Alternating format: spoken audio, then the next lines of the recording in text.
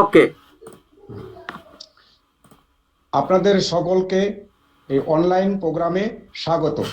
আজকের প্রোগ্রাম আমরা করেছি মনীষী পঞ্চানন বর্মার 158তম জন্মদিন পালন করা উপলক্ষে। এই উপলক্ষে আজ আমরা অনেককেই পেয়েছি। আমাদের এখানে উপস্থিত আছেন শ্রীরামপুর গার্লস কলেজের প্রিন্সিপাল ম্যাডাম সোমা রয়। আমাদের এখানে উপস্থিত আছেন যাদবপুর বিশ্ববিদ্যালয়ের ইতিহাসের বিশিষ্ট অধ্যাপক প্রফেসর রূপকুমার বর্মন, পঞ্চানন বর্মা বিশ্ববিদ্যালয়ের ইতিহাসের বিশিষ্ট অধ্যাপক প্রফেসর মাধবচন্দ্র অধিকারী। এখানে উপস্থিত আছেন আলিপুরদুয়ার বিশ্ববিদ্যালয়ের রেজিস্ট্রার ডক্টর জয়দীপ রয়, ছাড়াও আরও অনেকে আছেন। আপনাদের সকলকে আমার তরফ থেকে আবারও আন্তরিক অভিনন্দন, প্রীতি এবং শুভেচ্ছা। এই অনুষ্ঠান শুরু করার প্রথমেই আমি শ্রীরামপুর গার্লস কলেজের প্রিন্সিপাল ম্যাডামকে দু একটি লাইন বলার জন্য রিকোয়েস্ট করব। Madam please.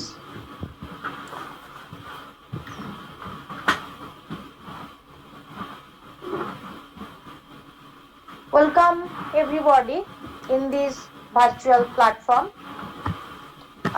This program has been organized within a short period of time, and I want to thank the professors of our college,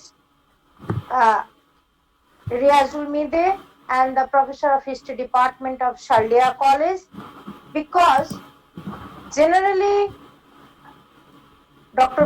Panchanan Barma was a social activist. We all know this, but we do not know details about his social activities for the Rajbangshi community.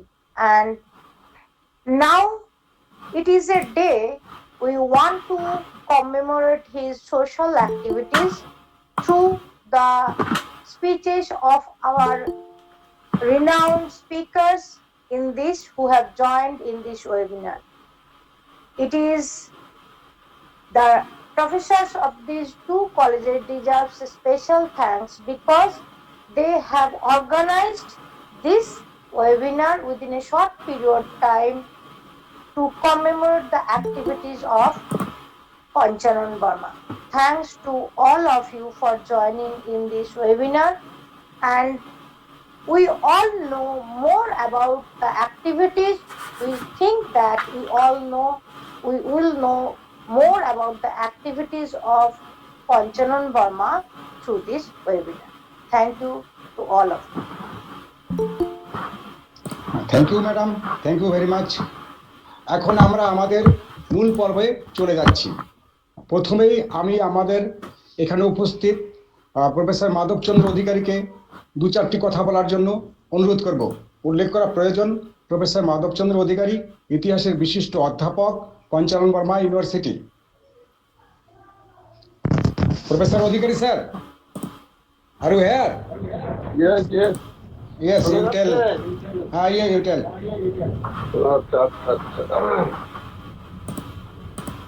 So,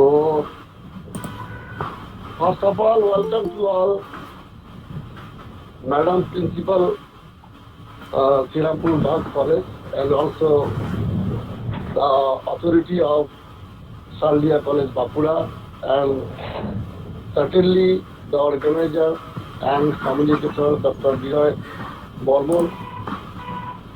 Thank all, and the participants, the speakers, Professor Rupkumar Bormon, Dr. Joydeep Rai, and so many others, I think.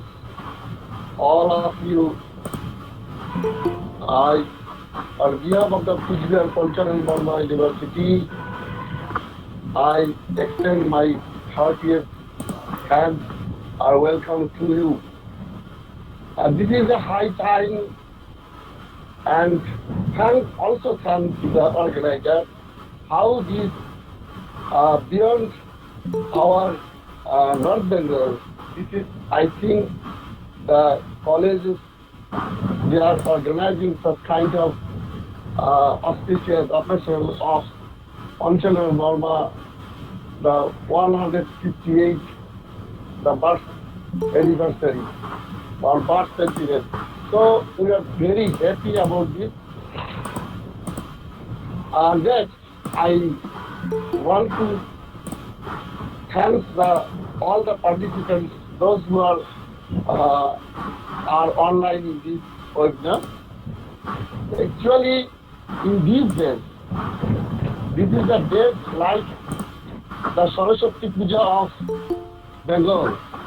In our North Bengal, in every stage, every institution, clubs, social organizations, they are organizing or celebrating some kind of these days. So those who are living, those who are belongs to the Rajbanshi community, intellectual persons are very busy in these days. These days means Poila Fagun, that means 14 February, and also the 27 March and 9 September. These are the 3 days. The intellectuals of North Bengal, they are very busy, and this is the ceremony like Saraswati Puja. So, in these days, it is very difficult to expose all the activities of Panchanan Barma. I think the professors, the speakers, Professor Barma, Professor Dr. Jajiv Roy, they will speak more and more. There is no scope to be, because I am traveling from one celebration committee to another. I have to join 5 or 6 minutes later another Panchanan Barma, not only the social workers, Madam also few minutes ago, she has expressed that this is the idea that has been extended or exposed like Panchanan Barma as a social activist. But it is not, he is not only the social activist. He is the philosopher, he is the economist, he is the educationist, he is the lawyer, he is the social workers. So everything, he is the writers, he is the poets, and so on. There is so many honors we have to give him. So this is why, how the government of West Bengal is feeling this importance of these days. That is why his birthday is holiday all over West Bengal. That is the importance. Why the government has feelings the importance. So I would like to thank all the there is 2 colleges, Srirampur colleges and also Saldia colleges organizer to organize such kind of auspicious day regarding Panchanan Barma. We are proud about this, and I think Panchanan Barma, not only the Rajbanshi Samaj, what he has done throughout his activities, throughout his life, he has dedicated his life for the welfare of the society, for the welfare of the all being deprived society, exploited society, against the privileged groups.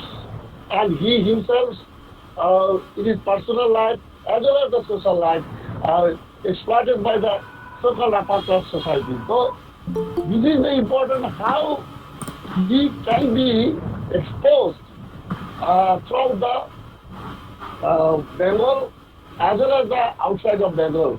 So I think if these colleges organize another day for the seminar regarding Panchanan Barma, it will be very easy to us to expose him through the students, through the scholars, through the researchers, and all the persons how Panchanan Barma dedicated his life and sacrificed his life for the welfare of the society, not only the Rajbanshi society, but also all over the welfare of the society. So I think within these few words, I also express my gratitude the organizer to give me a chance, an opportunity to express few words regarding Panchanan Barma, and I would like to thank you all, and I hope this webinar will be success in future, and the people, those who have participated here, will always answer this conference. Thank you all. Thank you professor Adhikari, আপনাকে অসংখ্য ধন্যবাদ। আপনি সুন্দর ব্যাখ্যা করেছেন। এখন আপনাদের সামনে বক্তব্য রাখবেন যাদবপুর বিশ্ববিদ্যালয়ের বিশিষ্ট অধ্যাপক প্রফেসর রূপকুমার বর্মন। রূপকুমার বর্মন সম্পর্কে নতুন করে বলার কিছু নেই। এই মুহূর্তে উনি একজন বিশিষ্ট ইতিহাস চর্চাকারী এবং বিখ্যাত ঐতিহাসিক। এই বঙ্গের ওনার মুখ থেকে আমরা কিছু শুনতে চাচ্ছি। আজকের দিনের গুরুত্ব কি, কেন এই দিনকে পালন করা উচিত?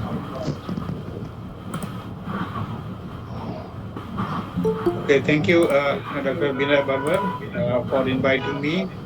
I would also like to congratulate the organizers to organize this kind of program within a very short notice of time, and the teachers, the participants, and the students. The question raised by Dr. Binay Barman, that why we should celebrate this day with great enthusiasm, this needs to be addressed here in connection with the birth centenary of Panchanan Barma. But before understanding the contribution and the importance of the day, it is desirable to have some idea about the time when he was born and the time he had to fight against the social injustice, even political injustice, and how he had tried to develop a sense of belonging, a sense of assertion, a sense for the upward development. So let us have an idea about the background of the time, that is from 1866 to 1935. Panchanan Barma. Now, look at the history of the world. What was the condition of the world? The world was divided between basically two groups of countries, the colonizers and the colonized. Try to imagine only a very few small countries which were mainly ruled by the monarchical states. They established their colony in the world. West European countries, very small in territorial size, starting from United Kingdom to Netherlands, France, they had established their colonies. In Asia and Africa, though in two Americas, North and South Americas, there were the colonies, but they had a different kind of history. But if you think about the countries of Asia and Europe, then we'll find that the countries were basically colonized by the West European countries. And now, because of that, what happened to the colonies? This is very, very significant. We'll find that it is because of the inevitable impact of the colonial rule or colonialism. There was the growth of consciousness among the ruled, as well as there was the growth of protest against the colonial rule. So two kind of development were quite common in the 19th century, or even in the late 19th century. The first one was to accept the colonial rule with great enthusiasm and to raise the voice against the colonial rule. If you think about the people, those who accepted the colonial rule with great endeavor, they had a kind of social and economic background. What was the economic background? We'll find the business communities, they accepted the rule of the British or the European colonizers with great enthusiasm, because it gave them a kind of source of income to increase their trading and commercial interests. Now, the second group, they were socially dominant. The socially dominant groups in for our Indian society, they mostly belong to the upper caste communities. They accepted the British rule with great enthusiasm. আরে Try to আপনার স্পিকারটা imagine the বন্ধ করেন, name, আওয়াজ আসছে যে। starting from Raja বুঝি Rammohn একটু Rai বাংলায় বল। to Ishwar Chandra Vidyasagar. What they did, they accepted the British rule to utilize the British rule for the development of their own ideas, their educational background. They accepted the British rule to accommodate themselves as much as possible. If you think that why did Raja Rammohn Roy learn Persian language? Because it was the language of the court. So language of the court, when it was replaced by English, that became the matter of attraction for the socially dominant class, socially dominant castes. It is not only in Bengal, it is also in Madras or in Bombay Presidency. Everywhere this is the noticeable trend that the upper caste Hindu society, they welcome the British rule and their colonial rule, particularly their education, with great enthusiasm. Now, in such a society, we have found it has its another impact. That with the turn of the 20th century, বলেন। this educational না না না, আর আসছে consciousness না। of the বুঝি upper একটু caste বাংলায় বলতে বলবেন, eventually নাকি led to the যে growth বলছে of বলুক। anti-colonialism. Anti-colonial nationalism began to flourish in India with the beginning of the 20th century. So ঠিক in আছে, একটু such a স্টুডেন্টও context, আছে, তো we আপনি have একটু found রিকোয়েস্টও করবেন মাঝে মাঝে যেন that বাংলাও বলেন, there বুঝতে পারলেন? was another great issue in India, that value was কমে the যাবে, question ভ্যালু of কমে যাবে, social বুঝলেন? inequality. Today we O are 50। more or less acquainted with the term শোনেন না, of বলছি social বাংলা তো বলতে বলবেন, equality, একটু social রিকোয়েস্ট করবেন, আপনি justice, বলবেন একটু অনুরোধ because জানাচ্ছি, of the আমাদের constitution স্টুডেন্টরাও তো আছে, that has been একটু বাংলা adopted তো মাঝে by মাঝে our বলবেন। people in 1950 or 1949, which is now we are উঠে practicing ছাড়েন in তো, India ভাল since বলতে 1950. So these are more or একটু less বাংলা বলতে পারেন, well-known স্টুডেন্টরা নাহলে বুঝতে পারবে। ideas enshrined by the ঠিক আছে, constitution. But ঠিক ঠিক আছে, ঠিক আছে। before the adoption of Indian constitution, if you think about the Indian society, the social inequality, not only in terms of economic inequality, it was a kind of discrimination that was quite common in entire India, entire Indian subcontinent. So social inequality again related to one of the important issue of India, which is quite a great problem even today. This is called the issue of the caste. The lower caste communities, all the people belonging to below the caste status, what was their condition? They were the primary producer of the country, but in society, their position was basically the inhuman creature. So this kind of social inequality led to the growth of two options, either to accept the domination of the upper caste or to reject this kind of imposed identities.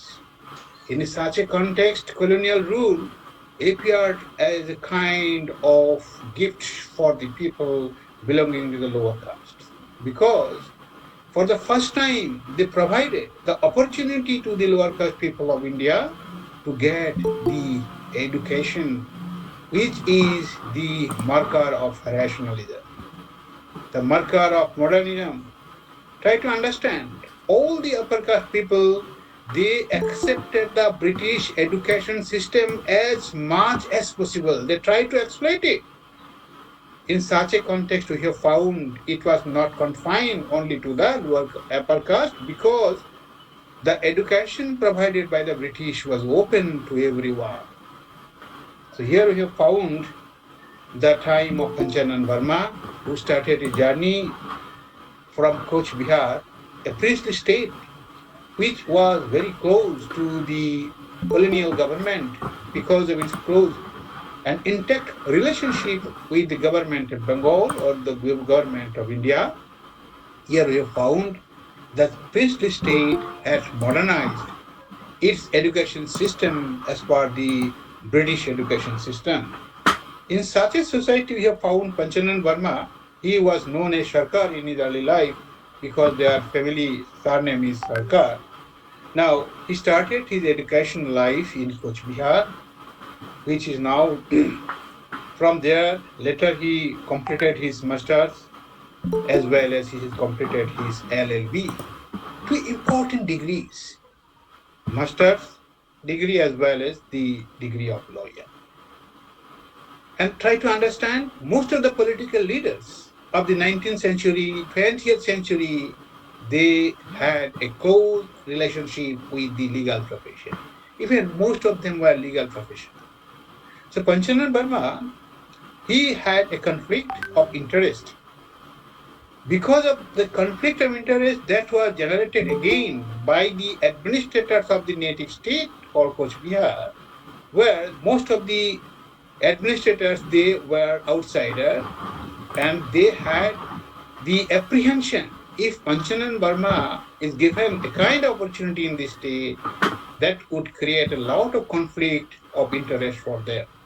We have found that he was expelled from the state at the beginning of the 20th century.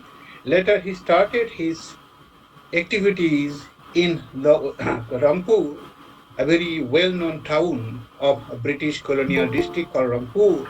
Here he started his profession as a legal professional. Now here we have found that he was involved in the literary activities of Bengal as well as in the social activities. As a person of literature, he had immense contribution to the revival of the folk tradition, the revival of the old tradition of this country, or the codification, you can say, codification of the literature of northern part of Bengal, as well as he was shocked when his belonging, his identity, his social belonging was questioned in Rangpur by the legal professionals. He was publicly humiliated by his lawyer colleague in Rampur court that Rajbangshi identity is not acceptable to the upper castes. So that led to the growth of a sentiment in the mind of Panchanan Barma that the Rajbangshi should establish their respectable identity in the society. That should not be considered as an untouchable one. It should not be considered as an unacceptable one. It should get its proper justice in proper place in the society. Here we have found there was a trend in India to assert for respectable identity and to codify the history. In case of the Rajbangshi, we have found that the caste history began to be codified with logic. At the same time, they asserted for their respectable Kshatriya identity, the identity of the ruling community, which were eventually accepted by the colonial government. And we have found that Panchanan Barma realized that most of the upper castes of India, they actively supported the British rule. Because of this support, they got their interest. They materialized the interest with the British support. So it is desirable to support the government and to enjoy the benefit as much as possible. And eventually, we have found at the beginning of the third decade of the 20th century, there was the opening of another opportunity for the lower caste people of entire India or British rule India. That is the beginning of electoral politics, where we have found the Rajbangshi community, they had utilized their community feeling to grab the political power, because the political power was considered to be an important tool for the upward development, which was later accepted by Ambedkar and many other political leaders, that political power is important for the development of the lower caste communities. Now, in such a context, we have found that ideas and activities of Panchanan Barma was continued, and the Rajbangshis had developed themselves as a strong, organized community under the colonial rule, having a close relationship with the colonial government and the political power. In such a context, we have found in the 1930s there was a new trend in India that in future India is going to be a federal country, and there was also a kind of system was reintroduced that is called the political reservation. And political reservation, social reservation, or empowerment, employment reservation would be conferred to the socially backward communities. Here we have found Panchanan Barma had to counter the arguments of his opponents from his own community that if we accept the backward identity, it means what we have done earlier, it is not acceptable, would not be acceptable in future, because we fought for the Kshatriya identity. Now we are looking for our backward scheduled caste identity. How it would be adjusted? This dilemma was overcome by Panchanan Barma along with some of his supporters, that it would give a kind of opportunity in future from where Rajvanshis would be able to develop their society in future, including the education, including the political power, and of course in the employment sector. And we have found Panchanan Barma died in 1935, and though he could not see the benefits which were enjoying by the people along with other lower caste communities of India, he could not see, but he was successful at least to include this community into the proposed list of backwardness. And now, overall assessment, if we think that why should we celebrate this birthday, it is because Panchanan Barma was the product of colonial rule, when we have found the upper caste had also accepted the colonial rule with great enthusiasm in the 19th century, starting from Raja Ram Mohan Rai to Dudashagar, everyone. We cannot deny this point. Secondly, we have found the colonial rule was used by the upper caste social leaders for the social empowerment. If you think about Ram Mohan Rai again, if you think about the question of prohibition of burning of Shati, or the question of the widow remarriage, as which was popularized by Vidyasagar, it means they got the active support of the colonial rulers. So why Panchanan Barma had also used this, the support of the colonial rule, so there is no wrong in it. If the upper caste were allowed to do so, why, when it was accepted by Panchanan Barma, why it should be criticized? So that is why we must recognize his contribution, that he accepted the rule because of the development. The second important issue, that the question of social identity or the assertion for the Kshatriya identity, the foundation of Rampur Kshatriya, Rajvanshi Kshatriya Samiti in Rampur in 1910 was a symbol of prestige, was a symbol of identity. At least we need some symbol by which we can popularize our identity. And here we have found Panchanan Barma was accepted by the followers of the Rajvanshi community in future.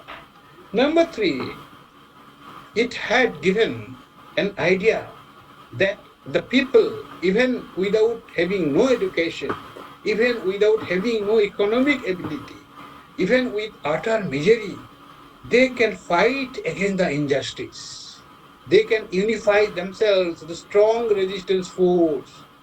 This is the best example of the expression that unity is essential to achieve social, political, cultural, or economic benefits in future. So that is why I think we must remember Panchanan Barma not only as the father of the Rajvanshi community, but as a leader of unity, as a leader who can raise the questions against the injustice, as a person, as a human being who can develop the society, and we must follow his ideals for the betterment, not only of the Rajvanshis, but also the common people of our country. With these few words, I would like to stop here, and once again, I would like to express my sincere gratitude to to the organizers as well as the listeners. Thank you. Thank you very much. অসংখ্য ধন্যবাদ professor Roopkumar বর্মনকে। আসলে আমাদের এখানে অনেক ছাত্রছাত্রী join করেছে, তো এই জন্যে আমি সবাইকে বলছি একটু বাংলায় বললে আর ভালো হতো। যাই হোক, এর পরবর্তী বক্তার জন্য আমি প্রফেসর দীপক কুমার রায়কে আমি দেখতে পাচ্ছি। দীপক দা, ওয়েলকাম আপনাকে জানাচ্ছি, স্বাগত জানাচ্ছি। Professor Dipak Kumar Roy, Raiganj university, department of Bengali, এবং সে সাথে তিনি ডিন আর্টস ফ্যাকাল্টি এবং ল। আপনাকে কিছু বলার জন্য আমি অনুরোধ করছি। প্রথমে বলে নেই, অসাধারণ বক্তব্য অধ্যাপক রূপকুমার বর্মন, তাকে আমি ধন্যবাদ জানাই। আর যারা আয়োজন করছেন, ডক্টর বিনয় বর্মন এবং তার নিশ্চয়ই কলেজের অধ্যাপক অধ্যাপিকা এবং ছাত্রছাত্রী গবেষকরা আছেন, তাদেরকেও আমি ধন্যবাদ এবং শুভেচ্ছা জানাই। আসলে আমি এই মুহূর্তে আছি দক্ষিণ দিনাজপুরের একটা ঐতিহাসিক জায়গা, সেটা হচ্ছে পীরপালে। একসময় অতীশ দীপঙ্কর এই জায়গায় এসেছিলেন, সেই জায়গায় দাঁড়িয়ে আমি রাস্তায় ছিলাম, বাইরে আছি, সেজন্য খুব বেশি আমি সময় নেব না, কয়েকটা কথা বলতে চাই। মনীষী পঞ্চানন বর্মা 19 শতক এবং 20 শতকের 30-এর দশক পর্যন্ত বিশেষত বাংলার এবং বাংলার উত্তর অংশে যে রেনেসা অর্থাৎ নবজাগরণ তৈরি করেছেন, সেই রেনেসার আজও কিন্তু সেভাবে আমি মনে করি মূল্যায়ন হয়নি। কারণ মনীষী পঞ্চানন বর্মার যে আন্দোলন শুধু ছাত্র আন্দোলন নয়, তার জীবনের বিভিন্ন ডাইমেনশন লক্ষ্য করছে। প্রথমত মনীষী পঞ্চানন বর্মার শিক্ষা জীবন, এবং ইতিমধ্যে অধ্যাপক রূপকুমার বর্মন বলেছেন যে তিনি এমএ পাশ করেন, ল পাশ করেন, ইত্যাদি ইত্যাদি, মাথাভাঙা থেকে কলকাতা পর্যন্ত এই যে যাত্রা, সেই একটা পর্ব। দ্বিতীয় পর্ব হচ্ছে তিনি যখন রংপুরে চলে এলেন ওকালতি করতে, এবং রংপুরে থাকাকালীন 1904-এ রঙ্গপুর সাহিত্য পরিষদের যারা প্রতিষ্ঠাতা ছিলেন, তাদের মধ্যে অন্যতম কিন্তু মনীষী রায় সাহেব পঞ্চানন বর্মা। এবং এই সাহিত্য পরিষদে তিনি রঙ্গপুর সাহিত্য পরিষদ পত্রিকার সম্পাদক হিসেবে একটা বিশেষ ভূমিকা পালন করছেন। এবং এই বিশেষ ভূমিকা পালনের পাশাপাশি উত্তরবঙ্গে রাজবংশী সমাজের ক্ষত্রিয় আন্দোলন কিন্তু প্যারালালি চলছে। এবং আরো উল্লেখযোগ্য, অনেকেই মনে করেন যে পঞ্চানন বর্মা শুধুমাত্র রাজবংশীদের কথা ভেবেছেন, আসলে ব্যাপারটা তা নয়। কারণ পঞ্চানন বর্মা সেই সময় যারা বাংলার অথবা ভারতবর্ষের সারস্বত সাধনায় নিয়োজিত ছিলেন, তাদের সঙ্গে কম বেশি একটা সংযোগ ছিল। দেশবন্ধু চিত্তরঞ্জন দাস পঞ্চানন বর্মাকে ভয় পেতেন তার সংগঠন শক্তি দেখে, এবং সেই সময়ে সাহিত্যের বিভিন্ন অঙ্গনে পঞ্চানন বর্মা কিন্তু প্রবেশ করেছেন। দেখবেন রঙ্গপুর সাহিত্য পরিষদের রবিবারের বিভিন্ন সভায় কখনো কখনো তিনি সভাপতিত্ব করছেন, কখনো কখনো তিনি নিজেই বিভিন্ন প্রবন্ধ পাঠ করছেন। এবং এই প্রবন্ধ পাঠের মধ্য দিয়ে কতগুলো বিশেষ বিষয় উঠে এসছে, সেটি হচ্ছে বাংলার পুরাতত্ত্ব, প্রত্নতত্ত্ব এবং সংস্কৃতি। এবং বিশেষত নিম্নবর্গীয় মানুষেরা, শুধু রাজবংশী নয়, অনেক অরাজবংশী মানুষ রয়েছেন। পৌন্ড্র ক্ষত্রিয় মুভমেন্ট যখন যথেষ্ট ভালোভাবে দানা বেঁধেছে খুলনায়, এবং তার পরবর্তীকালে হরমোহন খাজাঞ্চির নেতৃত্বে, এবং তার পরবর্তীকালে রায় সাহেব মনীষী পঞ্চানন বর্মার নেতৃত্বে যখন আন্দোলন চলছে, সেই সময় বাংলার বিভিন্ন প্রান্তের যারা অচ্ছুত মানুষ, তথাকথিত ভাবে যাদেরকে অচ্ছুত বলা হচ্ছে, সেই সাবল্টার গ্রুপের মানুষেরা কিন্তু পঞ্চানন বর্মার ছায়াতলে আশ্রয় দিচ্ছে। এটি কিন্তু একটা ঐতিহাসিক ঘটনা। এবং দেখবেন খেন ক্ষত্রিয় সমাজ, এবং দেখবেন ঝল্লমল্ল ক্ষত্রিয় সমাজ, দেখবেন পৌন্ড্র ক্ষত্রিয় সমাজ, এবং সবার সঙ্গে একটা সম্মিলিত ভাবে পঞ্চানন বর্মা একটা অ্যাওয়ারনেস তৈরি করবার চেষ্টা করছেন।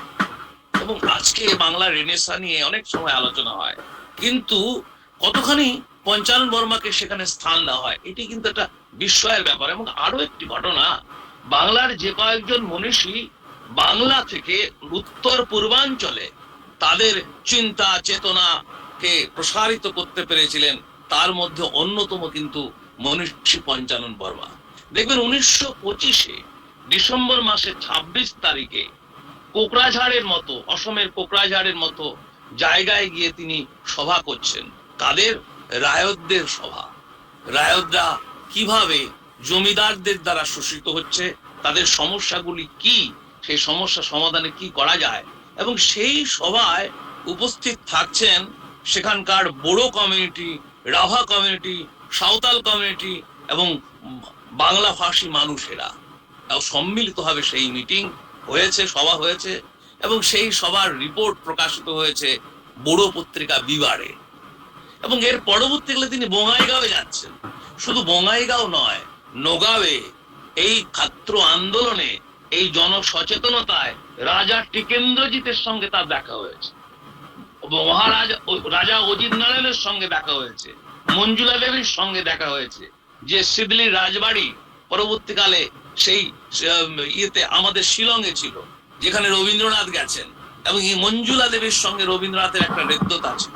যাই হোক, সেই সময় রায় সাহেব মনীষী পঞ্চানন বর্মা শুধু বাংলা নয়, বাংলার বাইরে উত্তর পূর্বাঞ্চলে তার চিন্তা চেতনাকে যেভাবে ছড়িয়ে দিয়েছেন, যেভাবে সাধারণ মানুষকে একত্রিত করেছেন, আমি মনে করি আজকের জন্মদিবসে এই বিষয়গুলি নিয়ে চর্চা হওয়া উচিত।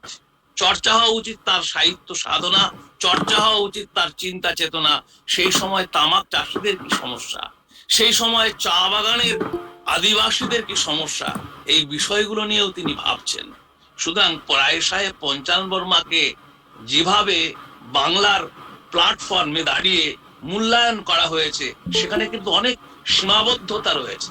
এবং এই সীমাবদ্ধতা যতক্ষণ না পর্যন্ত আমরা উত্তীর্ণ হতে না পারি, এই জায়গা থেকে বেরিয়ে আসতে না পারি, ততক্ষণ পর্যন্ত কিন্তু এই জন্ম দিবসে আলোচনা সার্থকতা লাভ করবে না।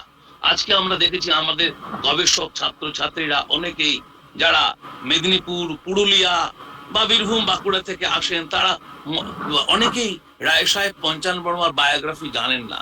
তাদের কাছে একটা বিভ্রান্তি মূলক একটা বার্তা পৌঁছে যায় যে পঞ্চানন হয়তো কোনো ঠাকুর ছিলেন না। আসলে পঞ্চানন একজন সমাজ সংস্কারক, পঞ্চানন একজন সম্পাদক, পঞ্চানন একজন গণ সচেতক এবং সাধারণ মানুষের একজন প্রতিনিধি। রায় সাহেব পঞ্চানন জীবিত অবস্থায় অনেকগুলো বিশেষণে তাকে বিশেষিত করা হচ্ছে। শুধু রাজবংশী সমাজ নয়, বৃহত্তর অর্থে বাংলার প্রান্তিক মানুষের একজন প্রতিবাদী কণ্ঠস্বর হিসাবে, একজন প্রতিবাদী মানুষ হিসাবে পঞ্চানন বর্মার যে অ্যাক্টিভিটিস, সেই অ্যাক্টিভিটিস গুলোর মূল্যায়ন হওয়া দরকার।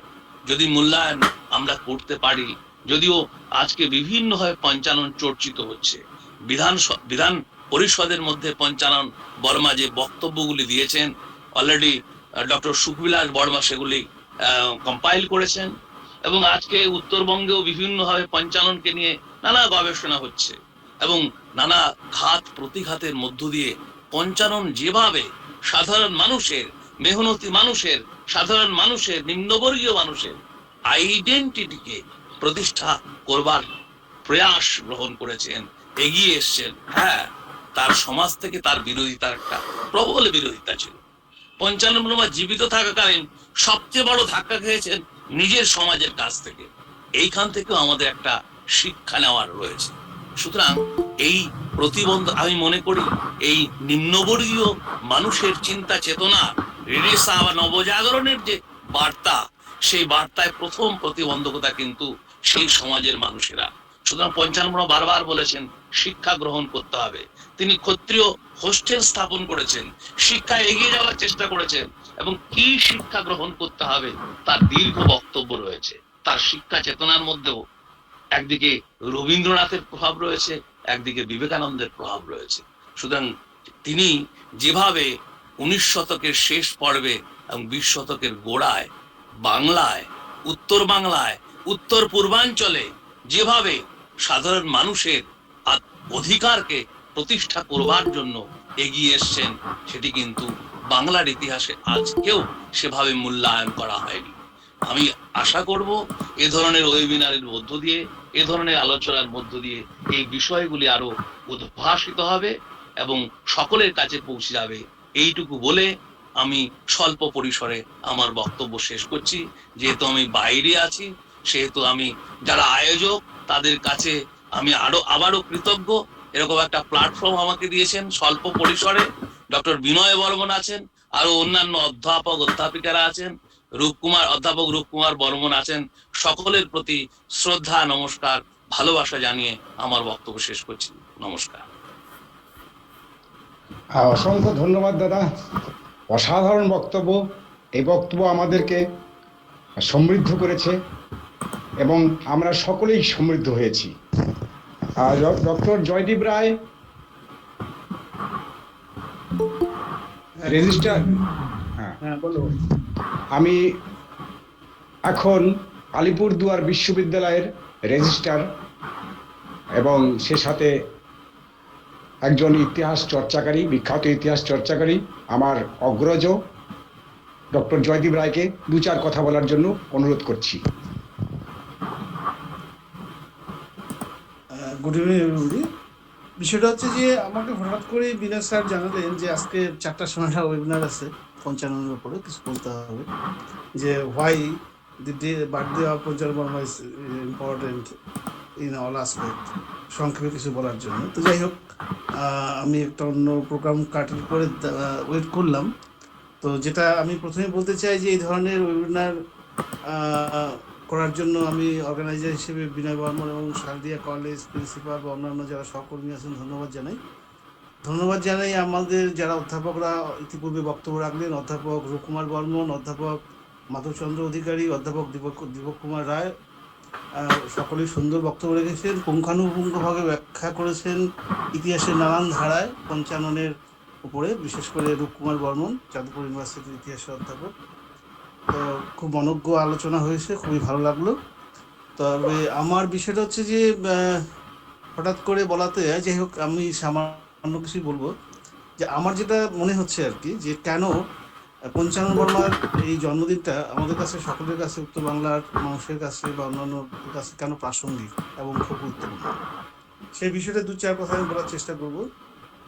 প্রথমত আমার মনে হয়েছে যে সারা পৃথিবীতে, বিশেষ করে পৃথিবীর অন্যান্য সোশ্যাল হিস্ট্রি বা পলিটিক্যাল হিস্ট্রিগুলো আলোচনা করলে দেখা যায়, বিশেষ করে আমাদের সোশ্যাল হিস্ট্রির ক্ষেত্রে যে ডিক্লারেশনগুলো ফরাসি বিপ্লবের সময় আমরা লক্ষ্য করলাম যে যে বিষয়টা সবচেয়ে declaration of human rights of man and সিটিজেনের যে বিষয়টা, ধারাটা, সেই ধারাটাই পরবর্তীকালে আমরা দেখলাম আমাদের ভারতীয় যারা সোশ্যাল রিফর্মার বলে খ্যাত, অদ্যাবধি যারা খ্যাত, রামমোহন, বিদ্যাসাগর, বিবেকানন্দ বা অন্যান্য যারা আছেন, এখানেও অনেকগুলো কাস্ট ক্লাস বেসড ফ্যাক্টর রয়েছে। যেমন সাউথ ইন্ডিয়াতে বিশেষ করে ইভিএন রামস্বামী নায়কার, নারায়ণ গুরু বা পরবর্তী অনেকেই থাকছেন।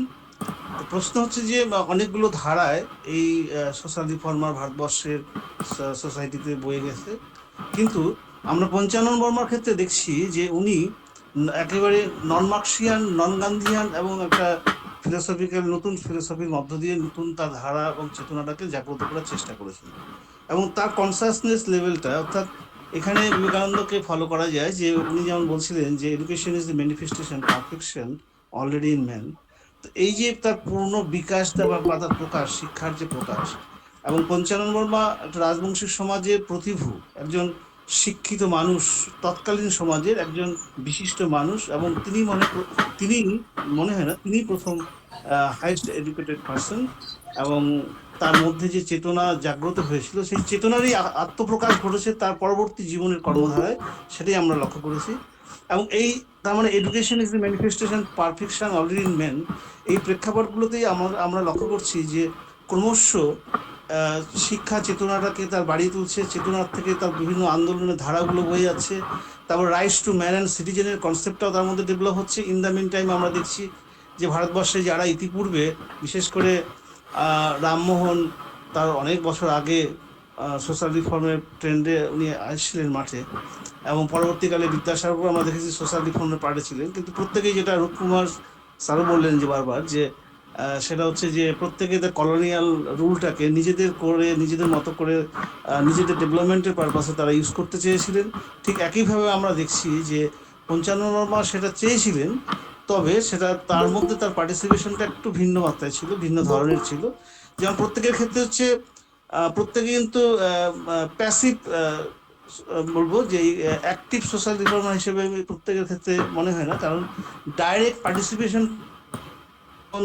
ধরুন বিদ্যাসাগর বলেছেন, করেছেন, সব ঠিক আছে, কিন্তু আমরা পঞ্চান্নর ক্ষেত্রে দেখছি যে উনি কিন্তু ডাইরেক্ট ফিল্ডে, মানে সরাসরি লড়াইয়ের ময়দানে কিন্তু উনি নেমে গেছেন, এবং rise to equality, rise to social justice, rise to human empowerment, প্রত্যেকটা ক্ষেত্রেই ডাইরেক্ট, মানে দাংধরি মা বিভিন্ন বক্তব্য বা বিভিন্ন নিশ্চয় বা বিভিন্ন যে তার ধারা যে কবিতাগুলো পড়লে বোঝা যায় যে উনি যে ডাইরেক্ট মুভমেন্টের সঙ্গে পার্টিসিপেশনটা করেছিলেন। ভারতবর্ষের অন্যান্য যারা সোশ্যাল রিফর্মার, বিশেষ করে রামমোহন বিদ্যাসাগর বা অন্যান্য যারা আছেন, অন্যান্য বর্গের উচ্চ বর্গীয় যারা আছেন, তাদের মধ্যে তারা তারা তাদের বক্তব্য রেখেছেন, তাদের লেখার মধ্যে রেখেছেন যে এটা করলেই হবে, এটা করলেই হবে, কিন্তু তারা ডাইরেক্ট পার্টিসিপেশনটা এবং সোশ্যাল ডেভেলপমেন্টের ক্ষেত্রে যেটা হওয়া উচিত ছিল ভারতবর্ষের ক্ষেত্রে, যে ইউনিভার্স এবং ইকুয়াল বেসে সকলের জন্য একটা রিফর্ম হওয়া উচিত ছিল, সেইটা কিন্তু হয়নি। হয়তো কমিউনিটি বেস হয়েছে কোনো ক্ষেত্রে, বা নির্দিষ্ট একটা শ্রেণী হয়তো বেনিফিটেড হয়েছে কোনো রিফর্মেশনের মধ্য দিয়ে। যেমন যার জন্য কোনো ঐতিহাসিক বলছেন যে প্র্যাকটিক্যালি ভারতবর্ষের যে রিফর্মেশন, সোশ্যাল রিফর্মেশন করে আমরা চিৎকার করি, প্র্যাকটিক্যালি এটা হচ্ছে একটা হিস্ট্রিক্যাল হক্স, অর্থাৎ কেউ কেউ বলছেন এটা ঐতিহাসিক প্রতারণা।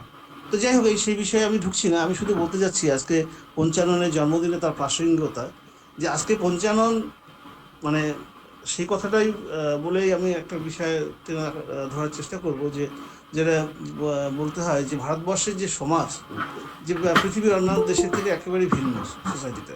এখানে মানুষ নাকি মুখ থেকে জন্মায়, মা থেকে জন্মায়, মাথা পা উরু ইত্যাদি ইত্যাদি নানান বিষয় অপান্তেও আজও সেই 2000, মানে সেই আদি যুগ থেকে আজ পর্যন্ত 2023 সাল পর্যন্ত মানুষ এখনো পর্যন্ত সেটা বয়ে চলছে। ভারতীয় সমাজের বিভিন্ন ধারায় এখনো তার সে গতিমান। কবে এটা রুদ্ধ হবে আমি জানি না, তবে একটা বিষয় না বললেই নয়, যে এখানে পঞ্চানন বর্মা কিন্তু কিছু জায়গাগুলোতে কিন্তু আঘাত দেওয়ার চেষ্টা করেছিলেন, যদিও উনি সেই খাঁচাটার মধ্যে নিজের তার আন্দোলনের প্রতিধারাটাকে প্রভাবিত করার চেষ্টা করেছিলেন। তবুও আমার মনে হয়েছে যে কিছু কিছু জায়গায় উনি কিন্তু ডাইরেক্ট পার্টিসিপেশনের মধ্য দিয়ে সমাজকে এগিয়ে নিয়ে যাওয়ার চেষ্টা করেছিলেন।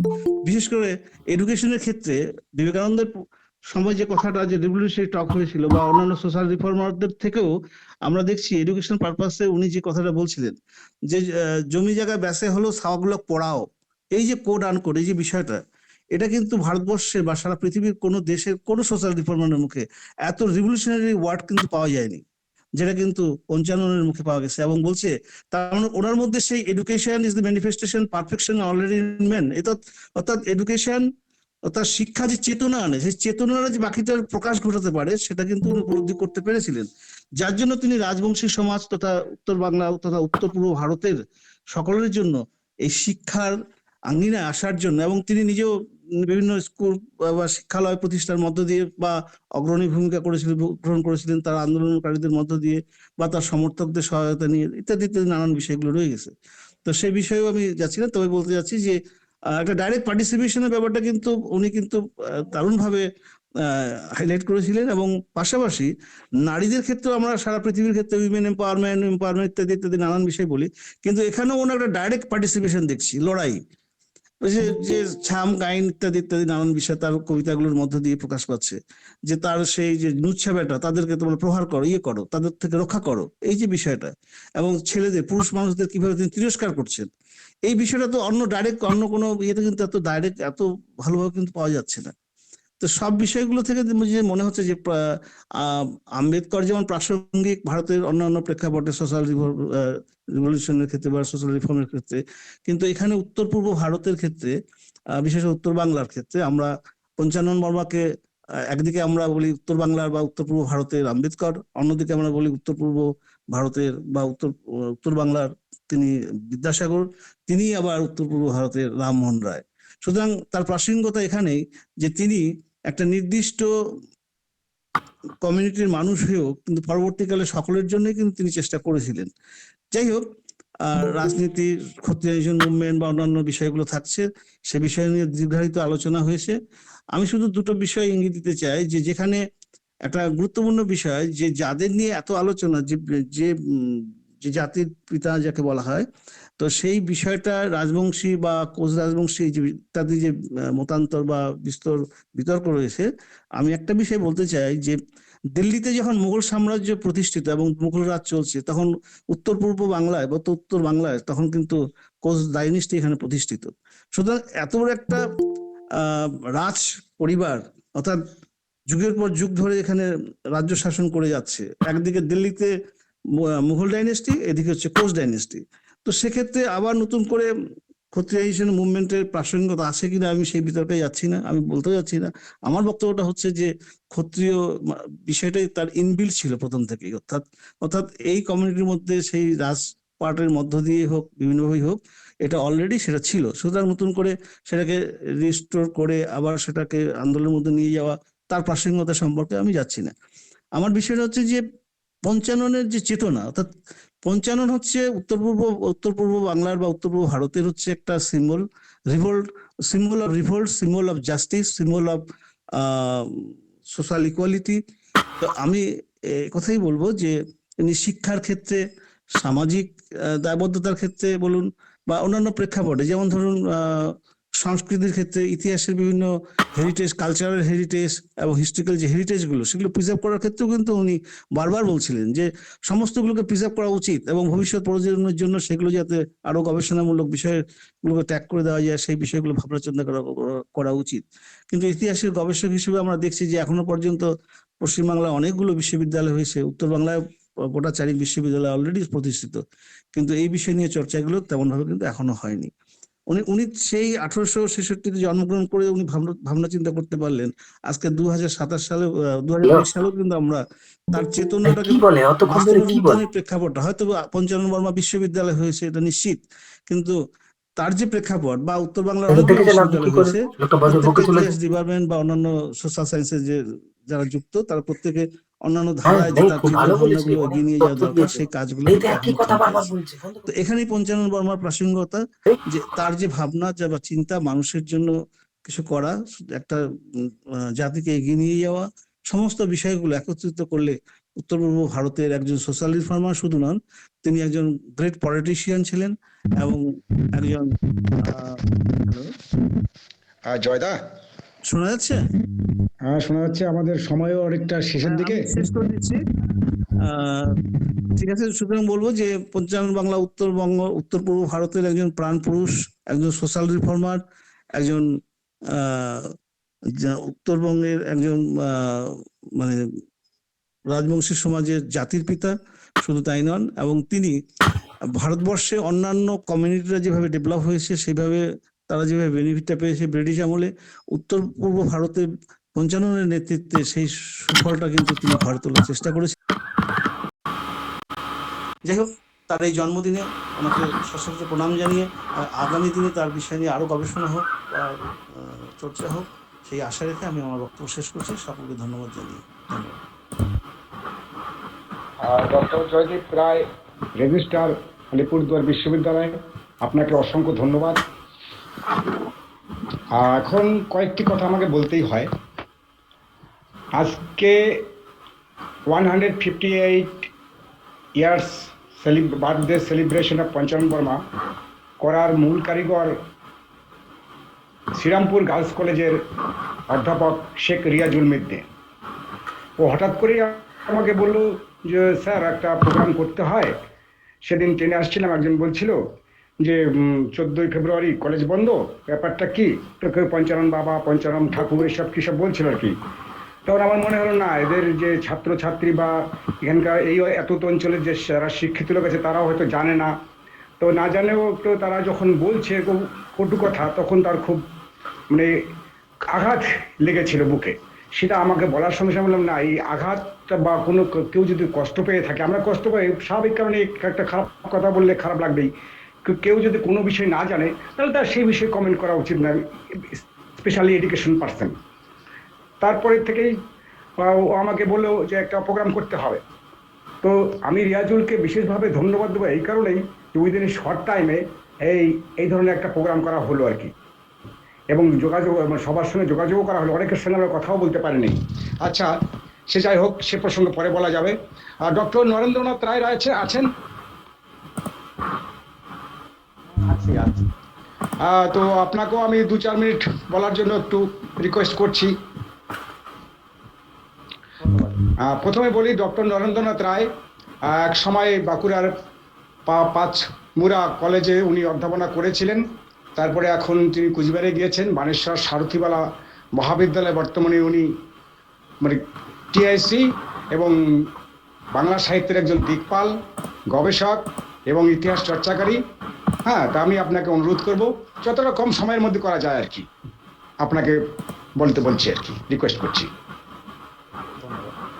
আজকের আন্তর্জাতিক আলোচনা চক্রের আয়োজক তথা 2 কলেজের সম্মাননীয় অধ্যক্ষ সহ অন্যান্য কর্মকর্তাগণ, আমার পূর্ববর্তী নক্ষত্র সম বক্তাগণ, উত্তরের হিমালয় থেকে শুরু করে দক্ষিণের প্রায় বঙ্গোপসাগর পর্যন্ত যে বিশাল ভূখণ্ডের সম্মাননীয় শ্রোতাগণ, সবাইকে যথাযথ সম্মান শ্রদ্ধা শুভেচ্ছা জানিয়ে আমি 2-1টি কথা বলছি। হ্যাঁ, ঠিক আছে ঠিক আছে ঠিক আজ আছে, পঞ্চানন এটা বর্মার দরকার ছিল না। 158তম জন্মদিন।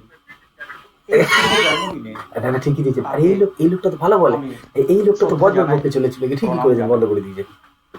বাংলার এক মনীষী, আমরা সবাই জানি, তিনি বলেছিলেন যে জন্মেছিস যখন দাগ রেখে যা। সেই পঞ্চানন দরকার বর্মা আছে। তিনি জন্মেছেন এবং দাগ রেখে যাচ্ছেন। এই দাগ রাখাটা কোথায় কোথায় দাগ রেখেছেন, আমার পূর্ববর্তী যে সম্মানীয় বক্তাগণ রয়েছেন তারা সকলেই প্রায় বলেছেন। আমার বলবার তেমন সংক্ষেপে 2-1টি কথা বলছি। পঞ্চানন বর্মা ছিলেন কুচবিহার রাজ্যের, তদানীন্তন কুচবিহার রাজ্যের প্রথম উচ্চশিক্ষিত ব্যক্তিত্ব।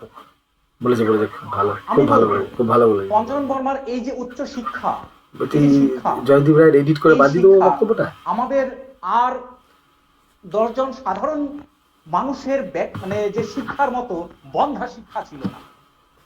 তিনি তার শিক্ষার মধ্য দিয়ে সমাজের নানা কাজ, অর্থনীতি থেকে শুরু করে রাজনীতি থেকে শুরু করে নানা রকমের কাজকর্ম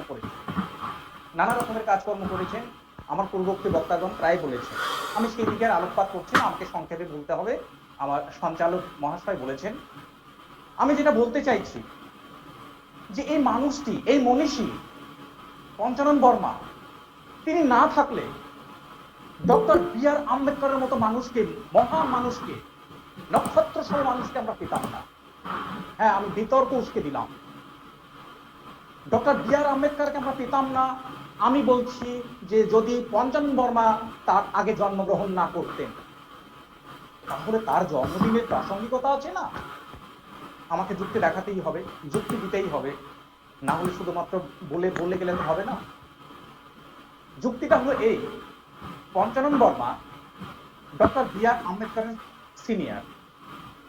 তিনি একটু আগে আমার বক্তারা বলেছেন যে তিনি নানা রকমের সমাজের নানা রকমের কাজকর্ম করেছেন, রাজনীতি থেকে শুরু করে নানা রকমের কাজকর্ম করেছেন। তিনি একটা পার্টি গঠন করেছিলেন সেই সময়ে, সেই পার্টির নাম ছিল ক্ষত্রিয় পার্টি।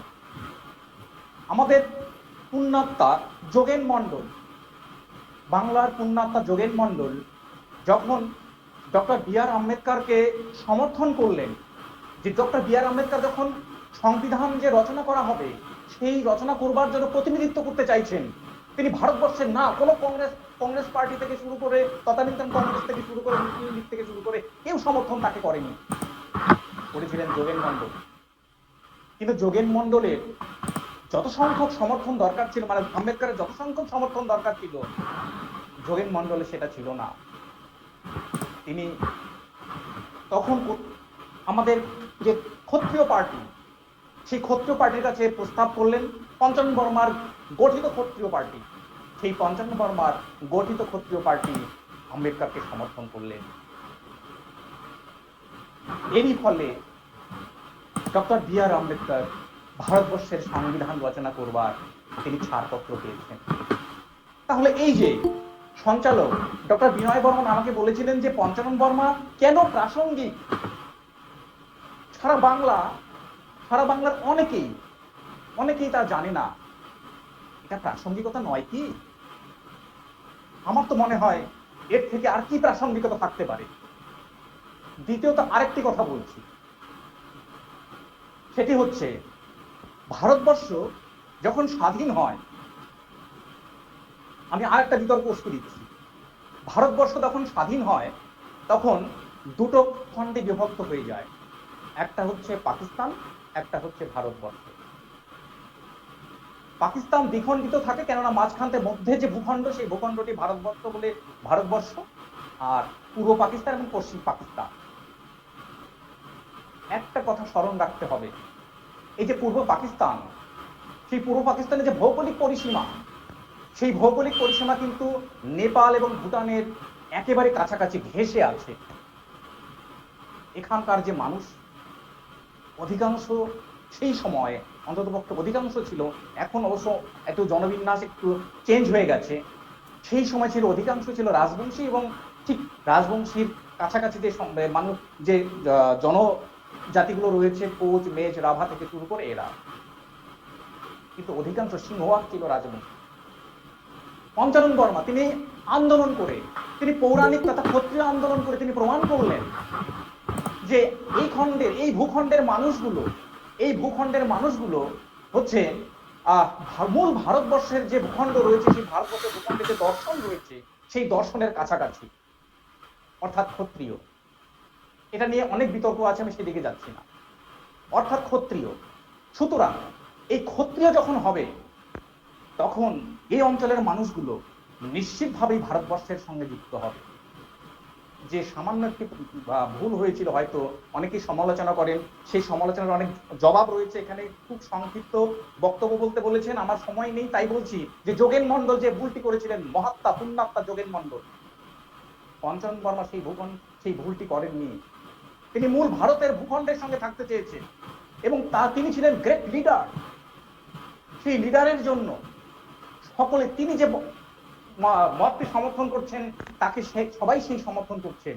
কিন্তু এই অঞ্চলের মানুষগুলো যদি, পঞ্চানন বর্মা যদি অন্য মতাপন্থী হতেন, যদি মুসলিমপন্থী বা মুসলিম লীগের সমর্থক হতেন, বা পাকিস্তানপন্থী হতেন, তাহলে কিন্তু ভারতবর্ষ কিন্তু দ্বিখণ্ডিত পাকিস্তানের মতো, অর্থাৎ উত্তর পূর্ব ভারত, অসম থেকে শুরু করে তখন যে বৃহৎ যে উত্তর পূর্ব ভারত রয়েছে, সেই উত্তর পূর্ব ভারত কিন্তু খণ্ডিত হয়ে যেত।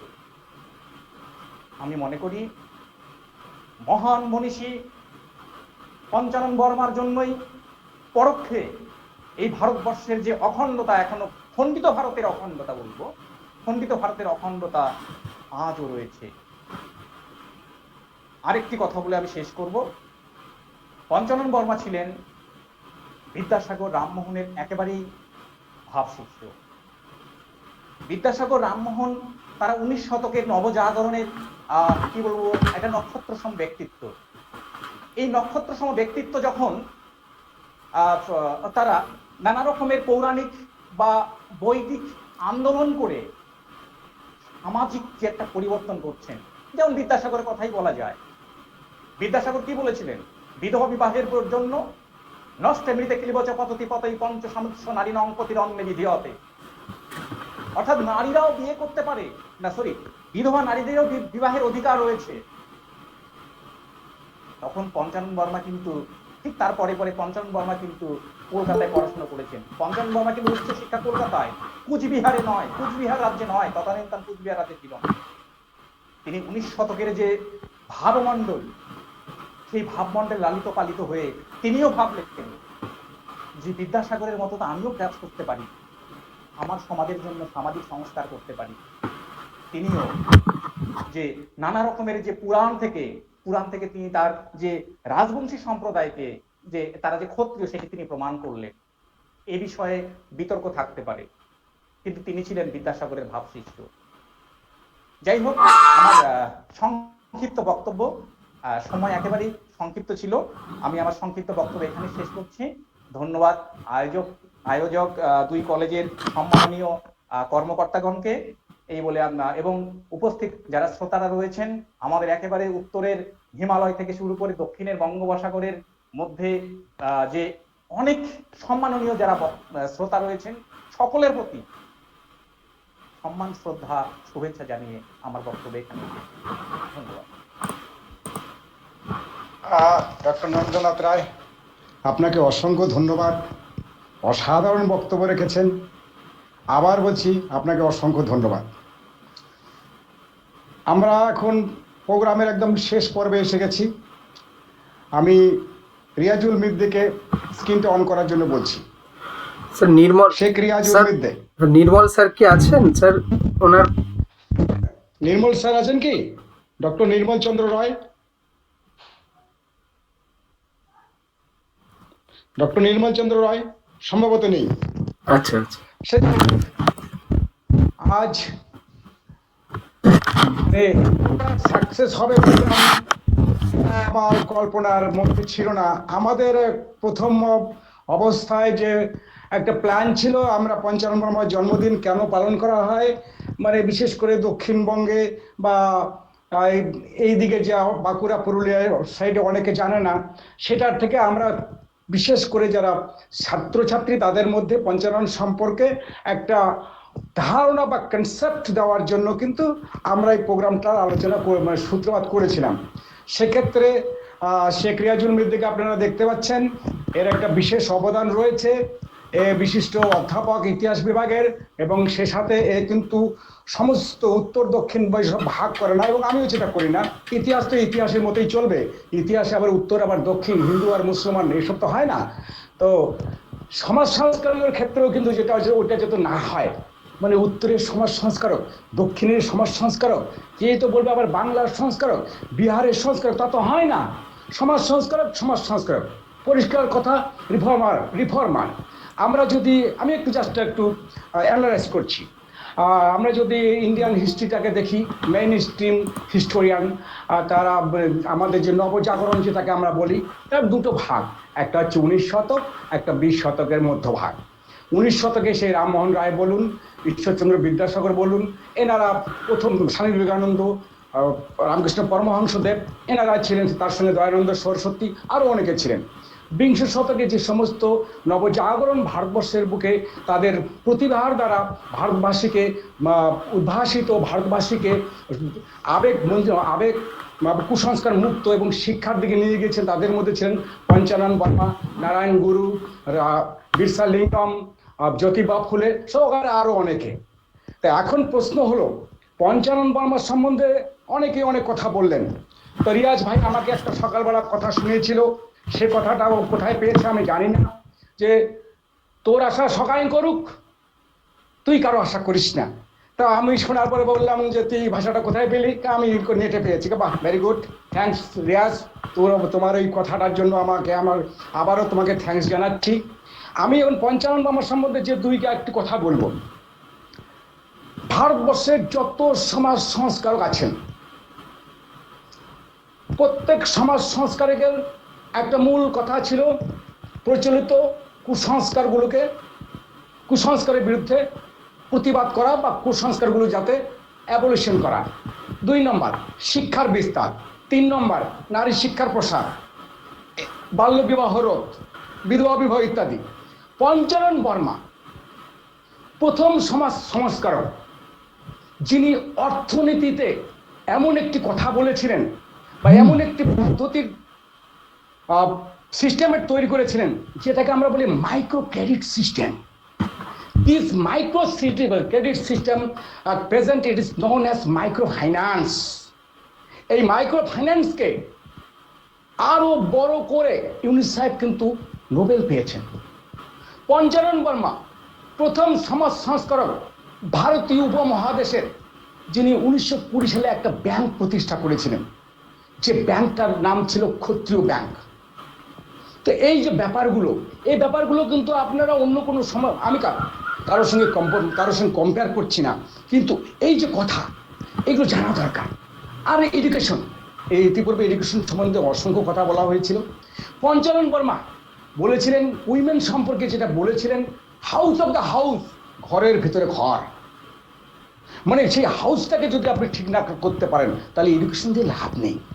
এবং তিনি প্রথম সমাজ সংস্কারক যিনি মহিলাদের ভোটাধিকার প্রয়োগ সম্পর্কে কথা বলেছিলেন। বেঙ্গল লেজিসলেটিভ অ্যাসেম্বলিতে এখনো তার ডকুমেন্টগুলো আছে। শুধু তাই নয়, পঞ্চানন বর্মা ইতিহাস, সংস্কৃতি, ভাষা প্রভৃতি ক্ষেত্র বহু কাজ করেছেন। তার দুটি কাজ অসাধারণ। এক হচ্ছে মাইক্রো ক্রেডিট সিস্টেম, যেটাকে আমরা বলি micro finance, banking system, women emancipation, ইতিহাস বোধ এবং জাতপাত যেটা আছে সেটা তৎকালীন যুগে আমরা যারা ইতিহাস চর্চা করি, বিশেষ করে যারা বঙ্গদেশের ইতিহাস চর্চা করি, যে বাংলায় নাকি জাতপাত ছিল না, এটা ভুল।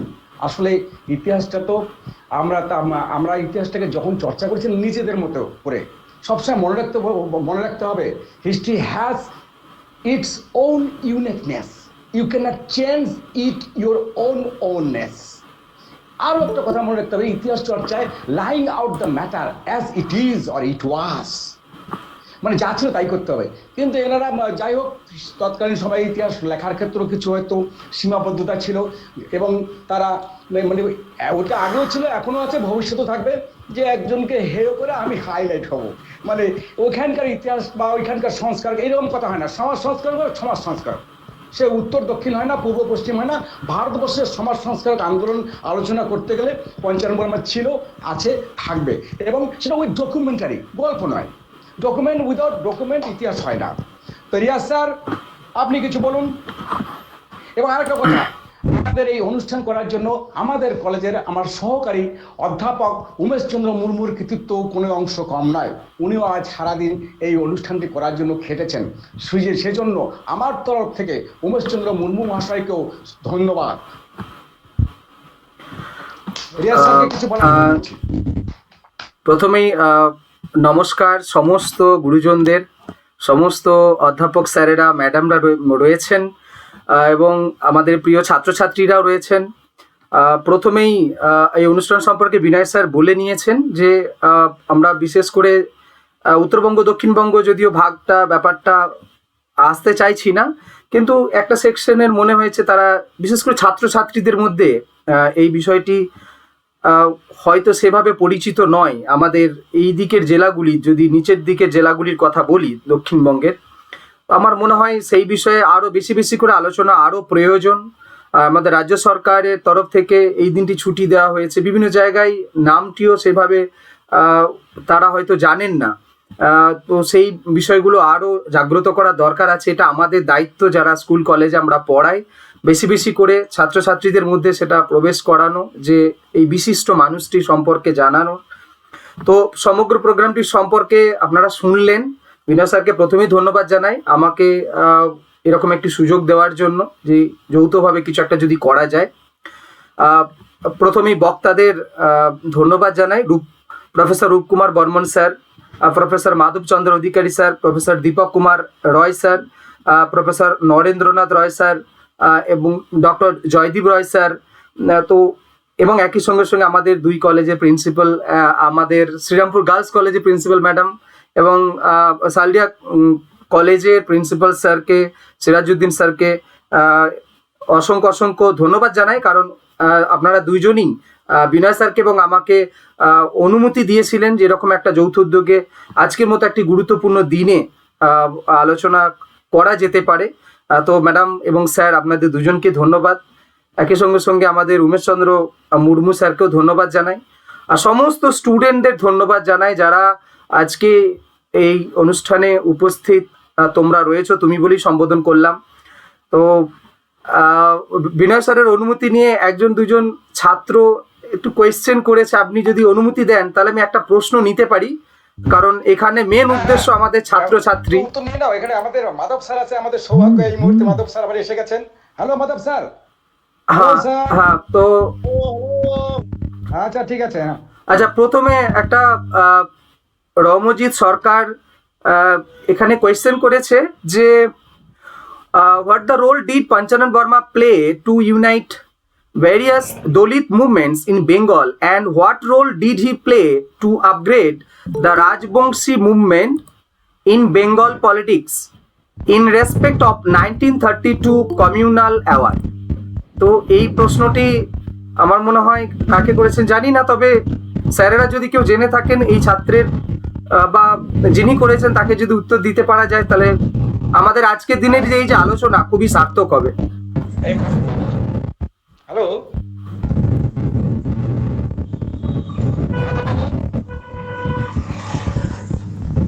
মাধব স্যারের ওখান থেকে আওয়াজ আসছে মনে হচ্ছে। ওকে, যদি উত্তরটা দেন। জয়দীপ দা, হ্যালো জয়দীপ রায়, জয়দীপ রায়, জয়দীপ রায়, নরেন্দ্র বন্ধু, জয়দীপ, ওই আমাদের এক ছাত্র, শালদিয়া কলেজের ছাত্র রম্যজিৎ সরকার, হ্যাঁ বলো। এই কোশ্চেনটার উত্তর একটু দিন। রিয়াজুল, কোশ্চেনটা আবার রিপিট কর। প্রশ্নটা হচ্ছে যে রমজিৎ প্রশ্ন করেছে যে what the role did Panchanan Barma play to unite various Dalit movements in Bengal, and what role did he play to upgrade the Rajbongshi movement in Bengal politics in respect of 1932 communal award? ও 1932 সালের আমাদের যে communal অ্যাওয়ার্ডের প্রসঙ্গে জানতে চাইছে যে সেখানে আমাদের পঞ্চানন বর্মার কি ভূমিকা ছিল আর কি, সেই বিষয়েও জানতে চাইছে। অ্যাকচুয়ালি দলিত মুভমেন্ট বলতে সারা বাংলায় যে দলিত মুভমেন্ট বা সারা ভারতবর্ষে যে দলিত মুভমেন্ট, তার সঙ্গে পঞ্চানন বর্মার যে মুভমেন্ট তার একটু ডিফারেন্স হয়ে গেছে। সেখানে এখানে মেনলি উত্তর বাংলা এবং উত্তর পূর্ব ভারতের যে অংশটা, সেই অংশের যারা মানুষ বা রাজবংশী সমাজ, সেটাকেই অন্যান্যদের সাথেও মেনলি এটাকেই তিনি হাইলাইট করেছিলেন। পাশাপাশি 1932 যে কমিউনাল অ্যাওয়ার্ডের যে বিষয়টা, সেই জায়গার ক্ষেত্রে কিছুটা অস্পষ্টতা রয়ে গেছে এখনো, যদিও তখন ইনডাইরেক্টলি আম্বেদকরের সেই পার্টিসিপেশনের সঙ্গে উনি কিছুটা কানেক্টেড ছিলেন, বিশেষ করে রিজার্ভেশন রুলস বা অন্যান্য প্রেক্ষাপটে।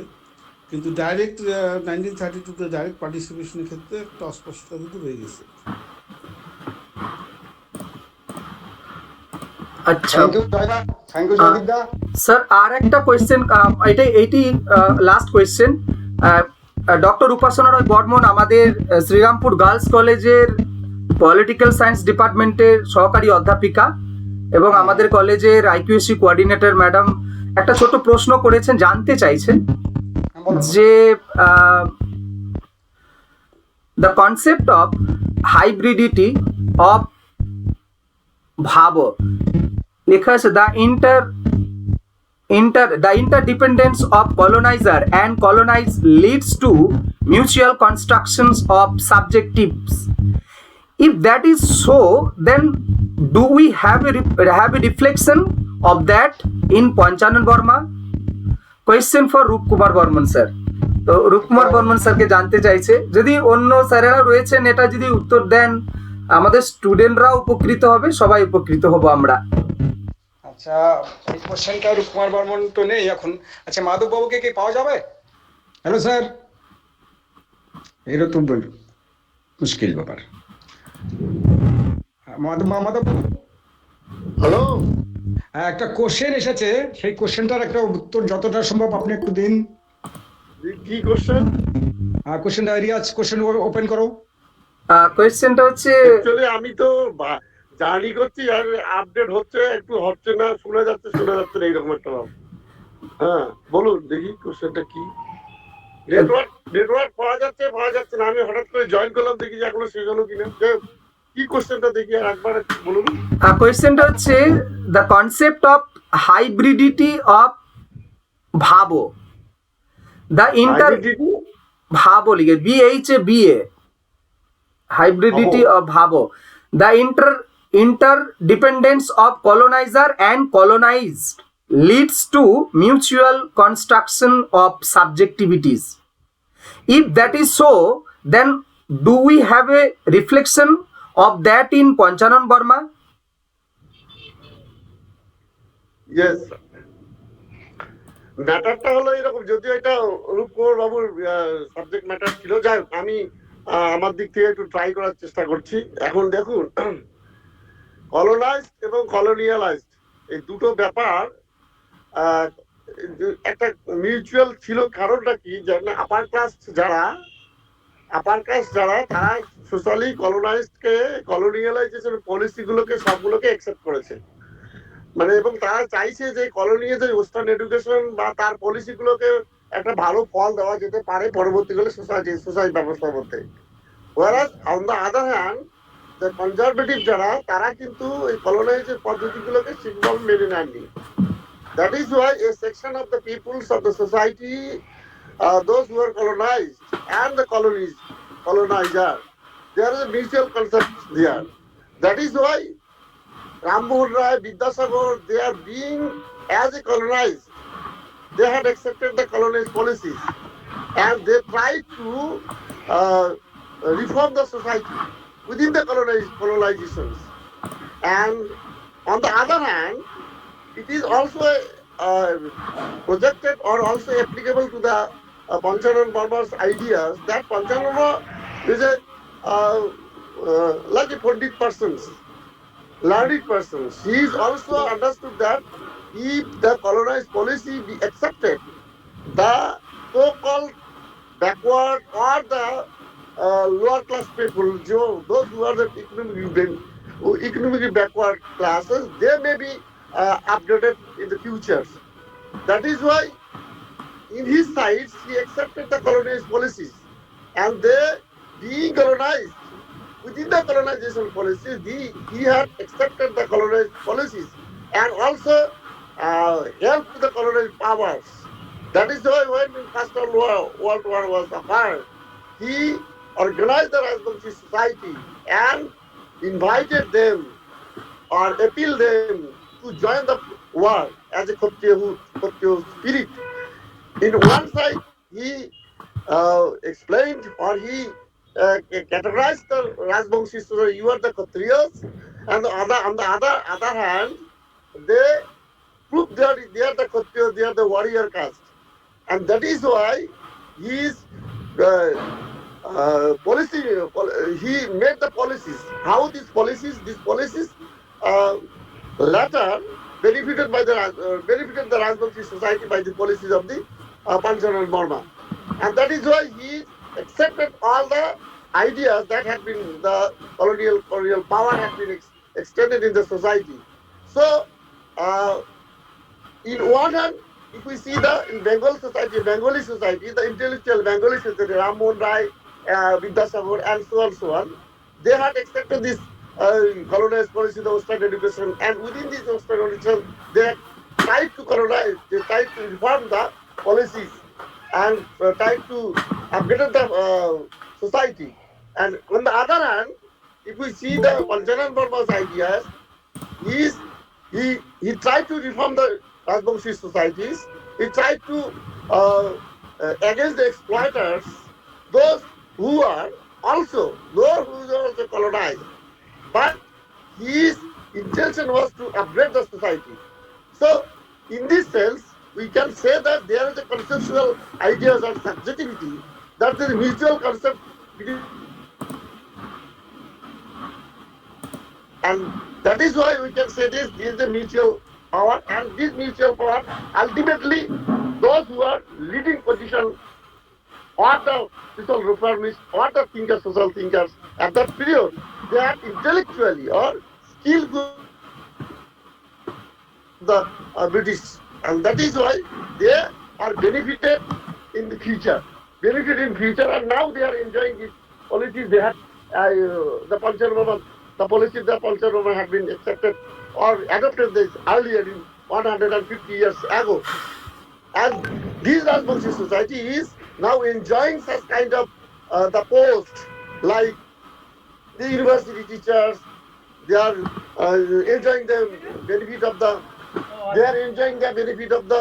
cabinet ministers and MP, MLAs, etc., etc. And I think it was Panchanan Barma that he had intellectually or very farsightedly accepted the colonial policy. I think he had he had rightly says that there is a mutual conception between the colonists and the colonial powers. I think it may be clear. Okay, thank you. ধন্যবাদ sir আপনাকে এত সুন্দর উত্তর দেওয়ার জন্য। আশা করি উপাসনা madam আপনি উত্তর পেয়েছেন। তো আরেকবার যেহেতু জয়েন্ট কোঅর্ডিনেটর বিনয় স্যার এবং আমি, আমাদের দুই কলেজের প্রিন্সিপাল স্যার, প্রথমে সালডিয়া কলেজের প্রিন্সিপাল ডক্টর সিরাজউদ্দিন স্যারকে ধন্যবাদ এবং শ্রীরামপুর গার্লস কলেজের principal madam doctor Soma Roy ম্যাডামকে ধন্যবাদ। আপনারা দুইজন আমাদের দুইজনের পাশে এবং আমাদের উমেশ মুর্মু স্যারের পাশে দাঁড়িয়েছেন, যার জন্য আমরা এই ছোট্ট পরিসরে খুবই অল্প সময়ের মধ্যে এরকম একটি অনুষ্ঠান করার সুযোগ পেলাম। তো ভবিষ্যতেও আশা করব আপনাদের সবার সামনে আমরা নানানভাবে নানান রূপে আপনাদের ইতিহাসকে এগিয়ে নিয়ে যাওয়ার জন্য, সমাজকে এগিয়ে নিয়ে যাওয়ার জন্য এবং আমাদের সংস্কৃতিকে এগিয়ে নিয়ে যাওয়ার জন্য তো আমরা এইভাবেই কাজ করতে চাই। বিনয় স্যার, আপনার। সকলকে আমার পক্ষ থেকে ধন্যবাদ। Principal doctor Sheikh Sirajuddin sir, উনি আজ দিয়েছেন, তবে যাওয়ার আগে আমাকে বলে গিয়েছেন যে এত সুন্দর একটা অনুষ্ঠান হলো, আমার তরফ থেকে প্রীতি শুভেচ্ছা সব কিছুই থাকলো, কিন্তু আমি থাকতে পারলাম না। আমি তখন বললাম স্যার কোনো চিন্তা করবেন না, আমরা আছি। ধন্যবাদ সকলকে, শ্রীরামপুর কলেজের শিক্ষক শিক্ষিকা, আমাদের কলেজের শিক্ষক শিক্ষিকা এবং আমাদের আর একজন অর্গানাইজার উমেশ চন্দ্র মুর্মু স্যার, রিয়াজুল স্যার, সকলকে ধন্যবাদ জানিয়ে আজকের মতো আমরা অনুষ্ঠান এখানে সমাপ্ত ঘোষণা করব।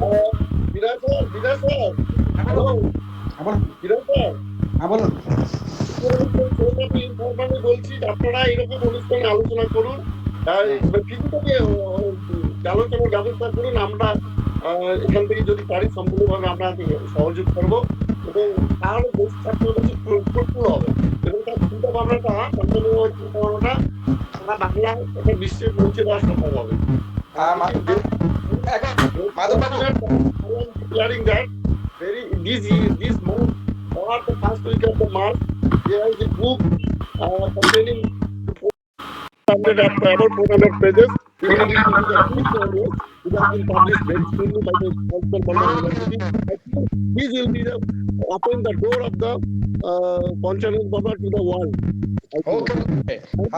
আপনাকে আবারও আমাদের পক্ষ থেকে ধন্যবাদ। আসলে আজকে আমাদের এই প্রোগ্রাম করার কোনো কথাই ছিল না। এই প্রোগ্রামটা করার উদ্যম ৩-৪ জন মাথা। একটা মাথা হচ্ছে শ্রীরামপুর কলেজের শেখ রিয়াজুল মিদ্দে, একটা মাথা বর্মন, একটা মাথা আমাদের কলেজের প্রিন্সিপাল স্যার, আর একটা মাথা হচ্ছে ওই কলেজের প্রিন্সিপাল ম্যাডাম। তারপরে প্ল্যান করেছিলাম যে জন্মদিনটা পালন করব।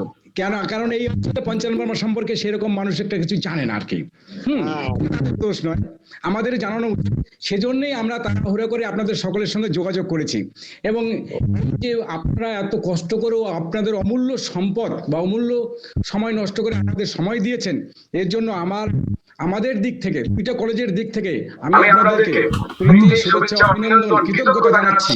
প্রত্যেককে আমার তরফ থেকে, সালদিয়া কলেজ এবং শ্রীরামপুর গার্লস কলেজের তরফ থেকে প্রত্যেক পার্টিসিপেন্ট এবং প্রত্যেক বক্তাকে আমি আমাদের তরফ থেকে সকলকে প্রীতি শুভেচ্ছা এবং আন্তরিক অভিনন্দন জানাচ্ছি। ধন্যবাদ, ভালো থাকবেন সবাই। Thank you to all who are present here. Thank you to all. Thank you.